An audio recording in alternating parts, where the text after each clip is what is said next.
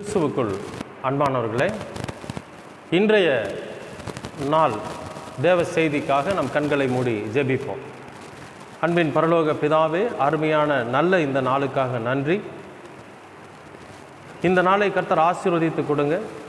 பேசுகிற அடிமையின் வாயின் வார்த்தைகள், அதை கேட்கிறவர்களுடைய தியானமும் உம்முடைய பார்வையிலே பரிசுத்தமாக இருக்கட்டும். இயேசு கிறிஸ்துவின் வழியாய் கேட்கிறோம் நல்ல பிதாவே, ஆமேன், ஆமேன். கிறிஸ்துவில் அன்பானவர்களே, இயேசு கிறிஸ்துவின் விலையேற பெற்ற நாமத்திலே நான் உங்களை வாழ்த்துகிறேன். கர்த்தர் உங்களை ஆசீர்வதிப்பார். இன்றைய தியானத்திற்கென்று நாம் எடுத்திருக்கிற வேத பகுதி மத்தேயு எழுதின நற்செய்தி நூல் 8ஆம் அதிகாரம் 22, 23, 24, 25 ஆகிய அந்த வேத பகுதிகளை நாம் வாசிக்க கேட்போம். அதற்கு இயேசு, மரித்தோர் தங்கள் மரித்தோரை அடக்கம் பண்ணட்டும், நீ என்னை பின்பற்றி வா என்றார். அவர் படவில் ஏறின போது, படகு இங்கே வேதத்தில் படகுன்னு போட்டிருக்கு. அவர் படகில் ஏறின போது அவருடைய சீசர்கள் அவருக்கு பின்னால் போய் ஏறுறாங்க. இயேசு கிறிஸ்து போய் ஒரு படகுல ஏறுறாரு. அந்த படகுல போய் இவங்களும் சீசர்கள் எல்லாம் போய் ஏறுறாங்க. அப்பொழுது படகு அலைகளினால் மூடப்படத்தக்கதாய் கடலில் பெருங்காற்று உண்டாயிற்று. இவங்க பயணித்த அந்த கப்பல் அதாவது அந்த படகு மூழ்கி போகிற அளவுக்கு அந்த கடலில் ஒரு பெரிய காற்று ஒன்று உருவாச்சு. கடலிலே பெருங்காற்று உண்டாயிற்று. அவரோ நித்திரையாக இருந்தார். யாருன்னா இயேசு கிறிஸ்து நித்திரையாக இருக்கார், தூங்கிட்டு இருக்கார். அப்பொழுது அவருடைய சீசர்கள் அவரை எழுப்பி, ஆண்டவரே, எங்களை ரட்சியும், மடிந்து போகிறோம் என்றார்கள். அதற்கு இயேசு, அற்ப விசுவாசிகளே, ஏன் பயப்படுகிறீர்கள் என்று சொல்லி எழுந்து காற்றையும் கடலையும் அதட்டினார். உடனே மிகுந்த அமைதல் உண்டாயிற்று. அந்த மனுஷர்கள் ஆச்சரியப்பட்டு, இவர் எப்படிப்பட்டவரோ, காற்றும் கடலும் இவருக்கு கீழ்ப்படுகிறதே என்றார்கள். பிரியமானவர்களே, இது ஒரு கடல் பயணம். இந்த பயணத்தை நல்லா மனசில் வச்சுக்கங்க. கடலில் பயணிக்கிறது சாதாரணமான விஷயம் இல்லை. எப்போ வேணாலும் எது வேணாலும் நடக்கலாம். ஏன்னா கடல் இயற்கையினாலே அது வழிநடத்தப்படக்கூடிய ஒரு விஷயம். அதில் எந்த சூழ்நிலையில் வேணாலும் எது வேணாலும் நடக்கலாம். இப்போ அதில் பயணிக்கிற கப்பல்களுக்கும் சரி, படகுகளுக்கும் சரி, உத்தரவாதம் கிடையாது. இன்றைக்கும் எத்தனையோ கப்பல்கள் மூழ்கி போனதை கண்டுபிடிக்க முடியாமல் இருக்கிறாங்க. அப்படிப்பட்ட பயணம்தான் கடல் பயணம். அன்பானவர்களே, அப்படி ஒரு பயணத்தை துவங்குகிற போது தான் அங்கே சீற்றம் ஏற்படுகிறது. சரி, இப்போது அந்த சீசர்களெல்லாம் உள்ள இயேசு கிறிஸ்து இருக்கிறாரு. ஆனால் அவங்களுக்கு என்னென்னா நம்பிக்கை இல்லை. இவர் தேவனுடைய மகன், தேவனுடைய குமாரன் என்கிற அந்த நம்பிக்கை அவங்களுக்கு இல்லை. இந்த காற்றிலும் இந்த கடலிலும் நம்ம செத்து போயிடுவோம்னு பயப்படுறாங்க. இந்த பயம் அவர்களுடைய இருதயத்துக்குள்ளே இருக்குது. பயந்து நடுங்குறாங்க. அப்போ ஆண்டவர் எழுந்து தூக்கத்திலேருந்து எந்திரிச்சு சொல்கிறாரு, ஏன் பயப்படுறீங்க? அற்ப விசுவாசமாக இருக்காதீங்க, விசுவாசத்தோடு இருங்கன்னு சொல்கிறார். எனக்கு அன்பானவர்களே, இந்த நாளில் இந்த செய்தி மூலிமா நமக்கு என்ன சொல்கிறாருன்னா, கடல் அப்படிங்கிறது இந்த உலகம், நம்முடைய பயணத்தை, நம்ம வாழ்க்கை பயணத்தை குறித்து சொல்கிறேன். கடல் என்பது உலகம், படகு என்பது நம்முடைய சரீரம். அதில் இருக்கக்கூடிய மனுஷர்கள் யாருன்னு கேட்டிங்கன்னா நம்முடைய அவயவங்கள். இப்போ கடல் பயணத்தில் எப்படி அந்த இயற்கை சீற்றங்கள் வந்ததோ, அதுபோல் நம்முடைய வாழ்க்கை பயணத்தில் அங்கே பயணிக்கிற பயணம்தான் இங்கே நம்ம வாழ்க்கை பயணமாக நாம் பயணிக்கிறோம். இந்த வாழ்க்கை பயணத்தில் எப்படி கடலில் இயற்கை சீற்றங்கள் ஏற்பட்டதோ, அதே போல் நம்முடைய வாழ்க்கையிலும் இந்த உலகத்தில் இயற்கை சீற்றங்கள் அதிகமாக வரும். பணப்பிரச்சனை வரும், கடன் பிரச்சனை வரும், வியாதியினோட பிரச்சனை வரும். அது இல்லாமல் நோய் நொடிகள் வரும், பூகம்பம் ஏற்படும், விபத்துகள் நடக்கும், ஆபத்துகள் வரும். இது எல்லாமே இந்த உலகத்தில் வரக்கூடிய ஒன்று. அதை எதிர்கொண்டு, அதாவது அதை சமாளித்து நாம் கடந்து போய் பயணிக்கிறது தான் இந்த வாழ்க்கை பயணம்.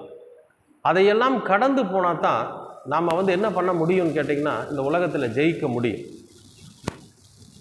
நீங்கள் யோவானில் கூட ஒரு வசனத்தை ஆண்டவர் சொல்லியிருப்பார், இந்த உலகத்தில் உங்களுக்கு உபத்திரவம் உண்டு, ஆனாலும் திடன் கொள்ளுங்கள், நான் இந்த உலகத்தை ஜெயித்தேன். அப்போ இந்த உலகத்தில் ஏகப்பட்ட உபத்திரவங்கள் வரத்தான் செய்யும். இந்த உபத்திரவங்களை எல்லாம் கடந்து, அந்த உபத்திரவங்களிலெல்லாம் பொறுமையாக இருந்து, அந்த உபத்திரவத்தில் நாம் ஆண்டவரையே நம்பி இருக்கிறப்போ நாம் இந்த உலகத்தை ஜெயிக்க முடியும். ஏன்னா நான் இந்த உலகத்தை ஜெயித்தேன்னு நம்முடைய ஆண்டவர் இயேசு கிறிஸ்து சொல்கிறார். அதே போல் பிரியமானவர்களே, இந்த வாழ்க்கை பயணத்தில் வருகிற எல்லா பிரச்சனைகளையும் நாம் சமாளிப்பதற்கு நாம் நம்மை தகுதிப்படுத்தி கொள்ளணும். இப்போ இந்த படகுல ஏறிட்டாங்க, படகு தத்தளிக்குது. ஆண்டவர் சொல்கிறார், உள்ளேயே அந்த படகுக்குள்ளேயே ஆண்டவர் இருக்கார். அதை தெரியாமல் அவங்க என்ன பண்ணுறாங்கன்னா அற்ப விசுவாசமாக இருக்கிறாங்க. இன்றைக்கி நாம் கூட நமக்குள்ள ஆண்டவர் இருக்கிறார், நம்முடைய அவயவங்களுக்குள்ளாக இயேசு கிறிஸ்து இருக்கிறார், நம்முடைய இருதயத்துக்குள்ள இயேசு கிறிஸ்து இருக்கிறார், நம்முடைய சிந்தனைகளில் இயேசு கிறிஸ்து இருக்கிறார். அதை நாம் தெரிஞ்சுக்கிறது இல்லை, அதை நாம் அறிந்து கொள்ளுவது கிடையாது. ஒவ்வொரு நாளும் நம்ம என்ன பண்ணுறோன்னு கேட்டிங்கன்னா அற்ப விசுவாசமாகத்தான் இருக்கிறோம். தூங்கி எந்திரிக்கிறப்பவே நாம் எந்திரிச்ச உடனே இன்றைக்கி நாம் செய்ய போகிற காரியத்தில் நாம் ஜெயம் பெற முடியும், நாம் ஜெயிக்க போகிறோம், ஆண்டவர் நம்ம கூட இருக்கிறாரு அப்படிங்கிற அந்த வெற்றியின் நிச்சயத்தை நாம் நம்ம மனசுக்குள்ளே சுமந்து கொண்டு வர்றது கிடையாது. தூங்கி எந்திரிச்ச உடனே அப்பா ஆண்டவரே இன்னைக்கு நாள் எப்படி இருக்க போகுதோ அப்படிங்கிற அந்த அற்ப விசுவாசம்தான் நம்ம எழுப்புகிறது. பிரியமானவர்களே, அப்படிப்பட்ட அற்ப விசுவாசமாக நாம் இருக்கக்கூடாது. ஏன்னா இந்த கடலில் ஏற்பட்டது போல எத்தனையோ இயற்கை சீற்றங்கள், இயற்கை பிரச்சனைகள் நம்முடைய வாழ்க்கையில் வருவதற்கு ஆயத்தமாக இருக்கிறது. அதை எதிர்கொள்ளக்கூடிய அளவுக்கு நாம் என்ன பண்ணணும்? நம்மை முழுமையாக ஆண்டவர் மீது ஆண்டவரை சார்ந்து கொள்ளணும். இங்கே சொல்கிறாரு, அவருடைய சீசர்கள் அவரை எழுப்புறாங்க, தட்டி எழுப்புறாங்க. என்னன்னு, ஐயோ நாமெல்லாம் மூழ்கி போயிடுவோம் மாட்டிருக்குது, நாமெல்லாம் அழிஞ்சு போயிடுவோம் மாட்டிருக்குது, நாம் இறந்து போயிடுவோம், அதனால் நீங்கள் எந்திரிங்க, உங்களால் என்ன முடியுமோ அதை செய்யுங்கன்னு சொல்லி ஆண்டவரை எழுப்புறாங்க. ஆண்டவரே எங்களை ரட்சியும், நாங்கள் வடிந்து போகிறோம். அதற்கு அவர் சொல்கிறாரு, அற்ப விசுவாசிகளே ஏன் பயப்படுங்க? ஏன் பயப்படணும்? ஆண்டவர் நம்ம கூட இருக்கிறப்ப நம்ம எதுக்காக பயப்படணும்? எதை குறித்தும் பயப்படணுங்கிற அவசியம் இல்லை. இதுக்கு ஒரு உண்மை சம்பவம் இருக்குது, உண்மை சம்பவம் ஒன்று இருக்குது. இந்த வேதத்தில் சொல்லிட்டாங்க, அதனால் அது நடந்திருக்குமா அப்படின்னெல்லாம் நாம் யோசிக்கலாம். ஆனால் உண்மையாக நடந்த சம்பவம் இன்றைக்கும் வரலாற்று சாட்சிகள் இருக்குது. எங்கேன்னு கேட்டிங்கன்னா, வேளாங்கண்ணி அப்படின்னு ஒரு திருத்தலம் இருக்குது, கத்தோலிக்க திருச்சபையினுடைய மிகப்பெரிய ஆலயம். உலகம் முழுவதும் இருந்து அங்கே அந்த ஆலயத்தில் ஆண்டவரை மகிமைப்படுத்திட்டு போவாங்க. சில காரணங்களினால நம்ம கத்தோலிக்கர்கள், புராட்டஸ்டண்டுகள், அட்வந்து திருச்சபைகள் எல்லாரும் நம்ம என்ன பண்ணுறோம், நமக்கு நாமே பிரிஞ்சிருக்கிறோம். நாம் கத்தோலிக்கரை மோசம்னு சொல்லுவோம், பெண்டிகாஸ்ட்காரர் நம்மளை மோசம்னு சொல்லுவாங்க, அட்வந்து திருச்சபைகள் பெண்டிகாஸ்ட்டை மோசம்னு சொல்லுவாங்க. ஒருத்தருக்கு ஒருத்தர் குற்றஞ்சாட்டி கொண்டு தான் இருக்கிறோமே தவிர அதில் இருக்கக்கூடிய உண்மை, வரலாற்று உண்மைகள் என்ன என்பதை நாம் என்ன பண்ணுறதில்ல, சிந்திக்கிறதில்ல, நாம் யோசிக்கிறதில்ல. இந்த வேளாங்கண்ணி திருத்தலம் அப்படிங்கிற இடத்துக்கு நீங்கள் உள்ள கோவிலுக்குள்ளே போகிறதுக்கு நுழையிறப்போ இடது பக்கம் பார்த்திங்கன்னா ஒரு கல்வெட்டு இருக்குது. அந்த கல்வெட்டில் என்ன எழுதியிருக்குன்னு கேட்டிங்கன்னா, கிட்டத்தட்ட எத்தனையோ நூற்றாண்டுக்கு முன்னால் கடலில் ஒரு கப்பல் தத்தளிச்சுக்கிட்டு இருக்குது. கடல் பயங்கரமான சீற்றம், கடல் அலை, அது கவிழ்ந்து போகத்தக்கதான அந்த கடல் இருக்குது. அப்போ அதில் போர்ச்சுகீசியர்கள் பயணிச்சிருக்கிறாங்க. இந்த போர்ச்சுகீசியர்கள் அந்த இடத்துல வேண்டுதல் பண்ணியிருக்கிறாங்க. என்னென்னு, நாங்கள் இந்த இடத்துல இருந்து நல்ல விதமாக உயிரோட கரை ஒதுங்கினோம்னா, எந்த இடத்துல கரை ஒதுங்குறோமோ அந்த இடத்துல ஒரு ஆலயத்தை நாங்கள் கட்டுவோம் அப்படின்னு சொல்லி சொல்கிறாங்க. அன்றைக்கு கத்தோலிக்கர்கள் தான் அதிகமாக இருந்தாங்க. உலகம் முழுவதும் கத்தோலிக்க திருச்சபைகள் தான் இருந்துச்சு. அவங்க தான் சுவிசேஷத்தை கொண்டுட்டு போனாங்க. அந்த காலகட்டத்தில் அவங்க அன்னை மேரியை முன்னால் வச்சு அன்னை மேரிட்ட வேண்டுதல் பண்ணுறாங்க. மேரியே, எங்களுக்காக நீங்கள் இயேசு கிறிஸ்துட்ட வேண்டிக்கிங்க, நாங்களும் வேண்டிக்கிறோம். நாங்கள் இந்த இடத்துல உயிரோடு போகணும். அப்படி போய் எந்த இடத்துல ஒதுங்குறோமோ அந்த இடத்துல ஆண்டவருக்கு ஒரு மிகப்பெரிய ஆலயத்தை நாங்கள் உருவாக்குவோம்னு சொல்லி அவங்க வேண்டுறாங்க. கடல் அமைதலாகுது. அவங்க அந்த வேளாங்கண்ணிங்கிற இடத்துல அவங்க என்ன பண்ணுறாங்க, கரை ஒதுங்குறாங்க. இன்றைக்கும் அந்த இடத்துல மிகப்பெரிய சாட்சி, மிகப்பெரிய பேராலயம், உலகம் முழுவதும் வரக்கூடிய ஒரு மிகப்பெரிய பேராலயம் அங்கே எழுப்பப்பட்டிருக்கிறது, சாட்சியாக நிற்கிது. இந்த சம்பவம் தான் அன்னைக்கும் அங்கே நடந்திருக்கு. அதுக்கு உயிருள்ள சாட்சிகளாக இன்றைக்கி இருக்கிறாங்க. அங்கே ஒரு மிகப்பெரிய ஆலயம் எழும்பி நிற்கிறது. எதுக்கு சொல்ல வரேன்னு கேட்டிங்கன்னா, நம்முடைய ஆண்டவர் நமக்குள்ளே இருக்கிற போது நாம் அவர் மீது விசுவாசம் வைக்காமல் நாம் பயந்து கொண்டு இந்த உலகத்தில் வாழ்ந்துட்டுருக்குறோம். அற்ப விசுவாசமாக வாழ்ந்துட்டுருக்கோம். அதைத்தான் ஆண்டவர் இங்கே சொல்கிறார். அற்ப விசுவாசிகளை ஏன் பயப்படுறீங்க? எதுக்காக பயப்படணும்? எதை குறித்தும் பயப்பட வேண்டாம். ஆண்டவர் நம்ம கூட இருக்கிறார். படகு என்கிற இந்த சரீரத்திற்குள்ளே ஆண்டவர் இருக்கிறார். உலகத்தில் பயணிக்கிற இந்த வாழ்க்கை பயணத்தில் படகு என்கிற இந்த சரீரத்துக்குள்ளே ஆண்டவர் இருக்கிறார். அன்பில் இருக்கிறார், பாசத்தில் இருக்கிறார், நற்கிரியைகளில் இருக்கிறார், மற்றவர்களுக்கு நாம் செய்கிற நன்மைகளில் இருக்கிறார், நாம் ஜெபிக்கும் போது இருக்கிறாரு, துதிக்கும் போது இருக்கிறாரு, பாடும்போது இருக்கிறாரு. அது மட்டும் இல்லை, ஒவ்வொரு நாளும் அதிகாலையில் இருந்து நாம் ஜெபிக்கிறப்ப இயேசு கிறிஸ்து நமக்குள்ளே இருக்கிறார். இரவில் தூங்குறப்ப நன்றி சொல்லுகிற போது ஆண்டவர் நமக்குள்ளே இருக்கிறார் என்பது தான் உண்மை. அப்போ கர்த்தர் நமக்குள்ளே இருக்கிறப்ப எதுக்காக நாம் பயப்படணும்? எந்த காரியத்தை குறித்தும் பயப்பட வேணும். எப்பேற்பட்ட பிரச்சனையாக இருந்தாலும் சரி, எப்படிப்பட்ட சூழ்நிலை, கடலே வேறு வழியில் இறங்கி நிற்கிறதுக்கு ஒரு இடம் கிடையாது. இப்போ இவங்க படகுல போயிட்டுருக்குறாங்க, கடல் தத்தளிக்குது, இறங்கி நிற்க முடியுமா? பஸ்ஸு டயர் வெடிச்சிருது, ஒரு விபத்துக்குள்ளாயிருது, இறங்கி நம்ம ரோட்டில் நிற்கிறோம். ஆனால் படகுலையோ விமானத்துலையோ பயணிக்கிறப்ப நம்ம இறங்கி எங்காவது நிற்க முடியுமா? நினச்சி பாருங்கள். கடல் முழுகிட்டா எல்லாரும் செத்து போக வேண்டியதுதான். அந்த சூழ்நிலையில் கூட ஆண்டவர் எந்திரிச்சு கடலை பார்த்து அதட்டுகிறார், மிரட்டுகிறார். அப்போ கடலும் அதில் இருக்கக்கூடிய அலைகளும் என்ன ஆகுது? அமைதலாகுது. பிரியமானவர்களே, காற்றையும் கடலையும் இயற்கைகளையும் அடக்கக்கூடிய வல்லமை யாருக்கு இருக்குன்னா நம்ம ஆண்டவர் இயேசு கிறிஸ்துவுக்கு இருக்கு. அப்படிப்பட்ட ஒரு உன்னதமான தெய்வத்தை நாம் வணங்கி கொண்டு இருக்கிற நமக்கு எதுக்காக பயப்படணும்? நாம் எதுக்காக பயப்படணும்? நினச்சி பாருங்கள். எதை குறித்தும் பயப்பட வேண்டாம். இன்றைய நாளில் கர்த்தர் உங்களுக்கு கொடுக்கிறவார். உலகம் கடல், படகு நம்முடைய சரீரம், அதில் உள்ளே இருக்கிறவர்கள் நம்முடைய அவயவங்கள். அந்த அவயவத்துக்குள்ளே இயேசு கிறிஸ்து இருக்கார், பரிசுத்தராக இருக்கிறார், நல்ல சிந்தனைகளாக இருக்கிறார், அன்பு உள்ளமாக இருக்கிறார், பரிசுத்த சிந்தனைகளாக இருக்கிறார், நல்ல கிரியைகளாக இருக்கிறார். இவ்வளோ இருக்கிறப்ப நாம் எதுக்காக பயப்படணும்?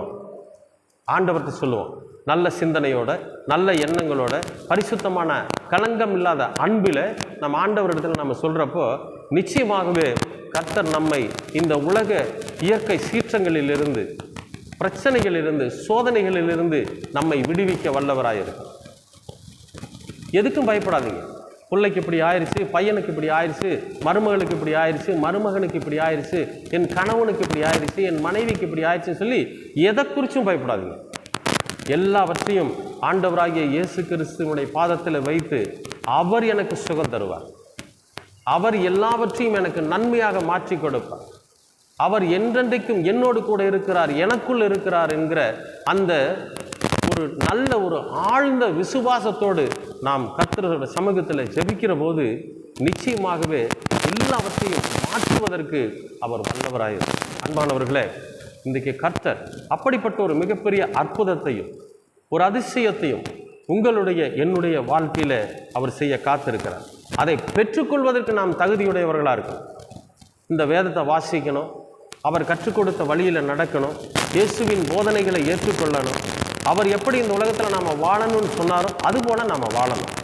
நிச்சயமாகவே கர்த்தர் உங்களையும் என்னையும் ஆசீர்வதிப்பார். கண்களை மூடி ஜெபிப்போம். அன்பின் பரலோக பிதாவே, அருமையான நல்ல இந்த நாளுக்காக நன்றி. நீர் எங்களுக்குள்ளே இருந்த போதும் கூட நாங்கள் அவிசுவாசமாய் வாழ்ந்து கொண்டிருந்ததற்காக உம்மிடத்தில் ஆண்டவரை நாங்கள் மன்னிப்பு கோருகிறோம். ஆண்டவரே கர்த்தாவே, நாங்கள் உம்மீது கொண்டிருக்கிற விசுவாசத்தில் ஆழ்ந்த விசுவாசத்தோடு நாங்கள் ஜீவிக்க நீர் எங்களுக்கு கிருபை பாராட்டும். எல்லாவற்றையும் செய்ய வல்லவர் என் ஆண்டவர் இயேசு கிறிஸ்து. எல்லாவற்றிலும் எங்களை பாதுகாக்க வல்லவர் எங்கள் ஆண்டவர் இயேசு கிறிஸ்து.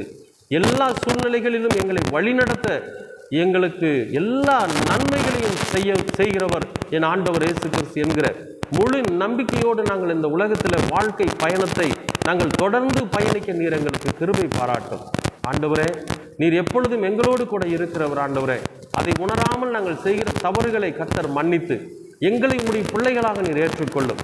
தொடர்ந்து உமது கிருபையும் உமது பாதுகாப்பும் உமது அன்பும் என்றென்றைக்கும் எங்களோடு கூட இருக்கிறது.